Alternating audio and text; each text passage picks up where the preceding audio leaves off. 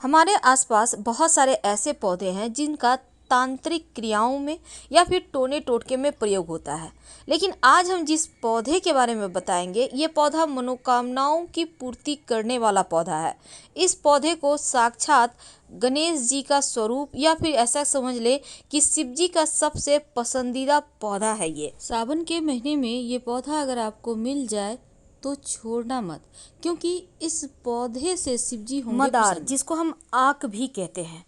मदार के पत्ते, मदार के पुष्प और जड़, यहाँ तक कि मदार के दूध से भी वशीकरण होता है। आज हम आपको 3 प्रयोग बताएंगे जिससे आप शत्रु पर आप ये प्रयोग कर सकते हैं। शत्रु शांत हो जाएगा, वो बस में हो जाएगा। प्रेमी प्रेमिका लव रिलेशनशिप में परेशानी है या फिर वैवाहिक जीवन में समस्या है तो भी इसका वशीकरण कर सकते हैं। पूरी तरह से सात्विक है, इसमें किसी को हानि नहीं होगा।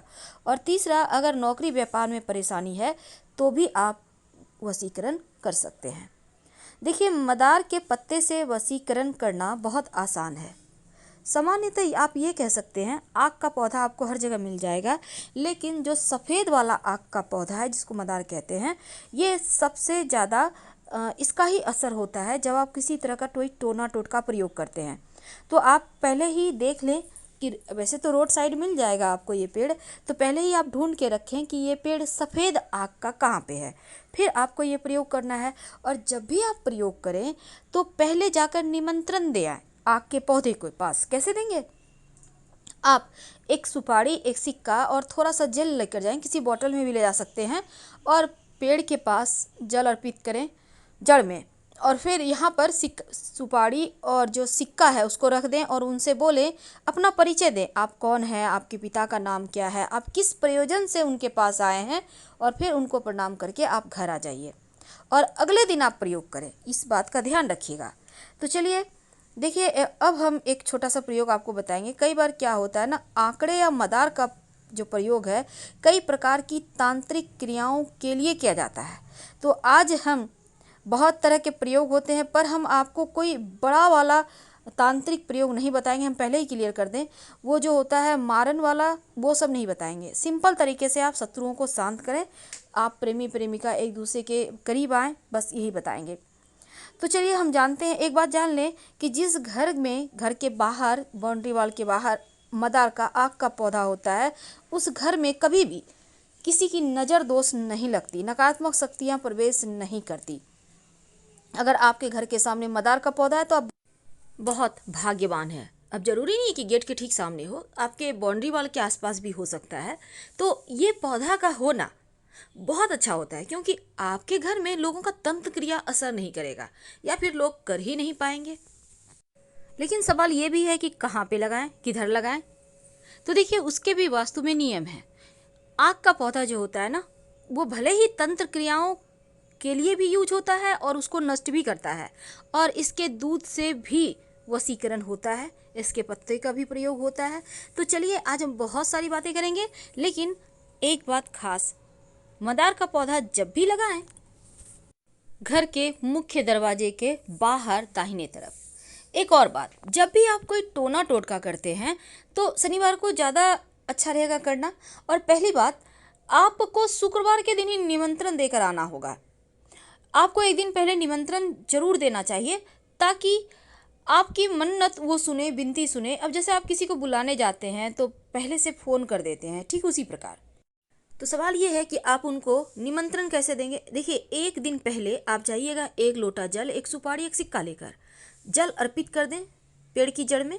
और कभी भी कर सकते हैं, सुबह से शाम तक, जरूरी नहीं है कि भूखे रहना, आप खा पी के भी कर सकते हैं। उसके बाद सिक्का और सुपारी उनके पास रख दें, जड़ के पास, और उनसे हाथ जोड़कर प्रार्थना करें, अपना परिचय दें, आप कौन हैं, आप किनके बच्चे हैं, क्यों आए हैं, और उनसे कहिए कि के साथ। तो सबसे पहले तो आप पहले से निमंत्रण दे के रखिए मदार के पेड़ को, आक के पौधे को। अब इसके बाद आप अगले दिन जाइए और जाकर आपको मदार का सिर्फ पुष्प नहीं तोड़ना, बल्कि जो पुष्प है और उसके साथ जो पत्ते हैं, नए नए जब पुष्प निकलते हैं तो पत्ते उसके साथ बहुत अच्छे से टच किए हुए होते हैं। तो आपको, या बड़े भी खिले हुए पुष्प हैं तो कोई बात नहीं, बस ये कोशिश करना है कि पत्ते भी आपको लेकर आना है। अब इसको लाकर आप, पत्ते और पुष्प लगा हुआ ही रहे, टूटे, उसको तोड़ना नहीं है। अब लाकर हनुमान जी के मंदिर में जाइए। अब हनुमान जी के जो चरणों में सिंदूर होता है, आप उसको थोड़ा सा उंगली से लें और लेकर अपने और उस व्यक्ति का नाम लिखें जिसके साथ आपको रिश्ते बेहतर करने हैं। यानी आप लव का भी नाम लिख सकते हैं यहाँ पर और जीवन साथी का भी नाम लिख सकते हैं। जिसको भी बस में करना चाहते हैं उसका नाम लिखिए हनुमान जी के चरणों के सिंदूर से। अब इसके बाद मौली धागा के द्वारा दोनों जो आपके जो पत्ते हैं ना, पुष्प को अंदर रखना है और पत्ते चारों तरफ से उसको कवर करके मौली धागा के सारे बांध दे और जो लिखिएगा वो पत्ते पर लिखना है। वशीकरण हो जाता है और ये प्रचंड वशीकरण है। इसको करने के बाद आप कहीं मिट्टी में दबा दें, पीछे मुड़कर मत देखिएगा, कभी भी खाली नहीं जाएगा।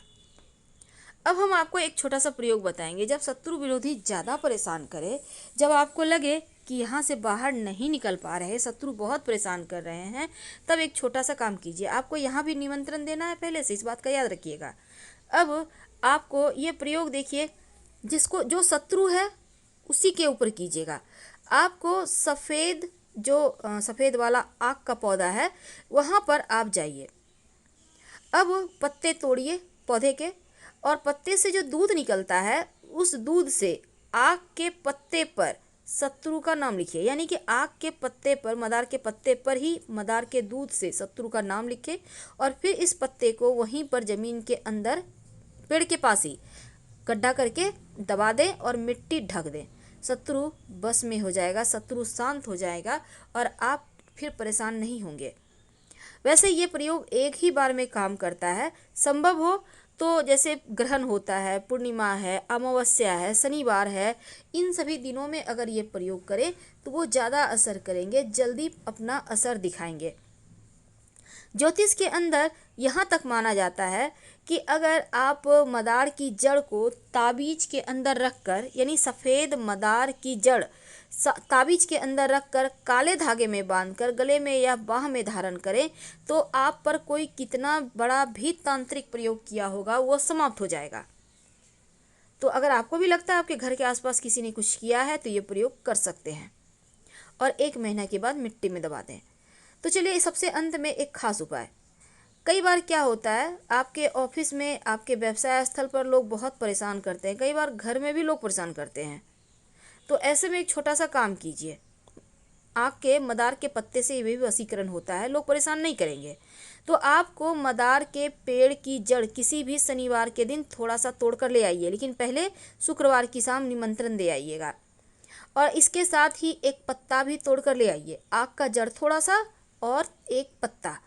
अब इसको मदार के जो पत्ते हैं और जड़ है इसको ले आइए। अब इनको पीस लीजिए अच्छे से और फिर किसी मदार के पत्ते को धोकर, यानी कि जो जड़ है उसको पीस लिया, अब मदार के पत्ते को धो लीजिए, उसके ऊपर जड़ को थोड़ा सा घी के साथ रखिए। अब इसका आप तिलक कर सकते हैं, जिसके भी सामने जाएंगे वो बस में हो जाएगा।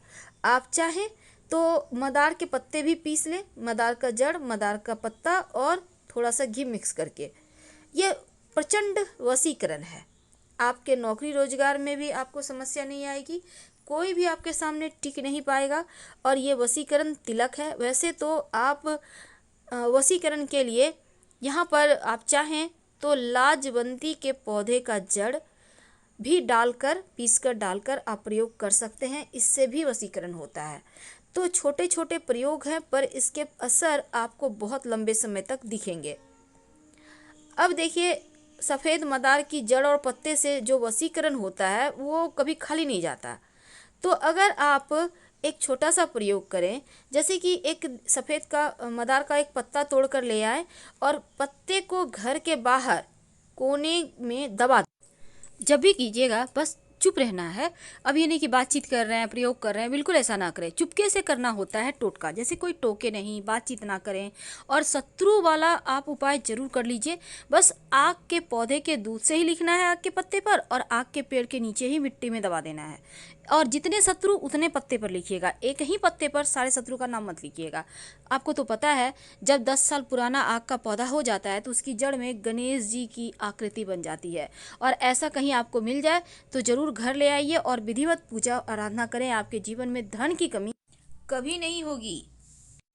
लेकिन इसी आग के पौधे की जड़ को अगर आप शिवलिंग पर अर्पित कर दें और फिर इस जड़ को जो स्त्री संतान की चाहत रखती है वो अपने कमर में सफ़ेद धागा या लाल धागा में बांध कर पहन ले तो 3 महीने के अंदर गर्भाधान होता है, संतान की प्राप्ति होती है। तो ये प्रयोग वैसे तो आप किसी भी पुष्य नक्षत्र में कर सकते हैं, नहीं तो किसी भी सोमवार को शुक्ल पक्ष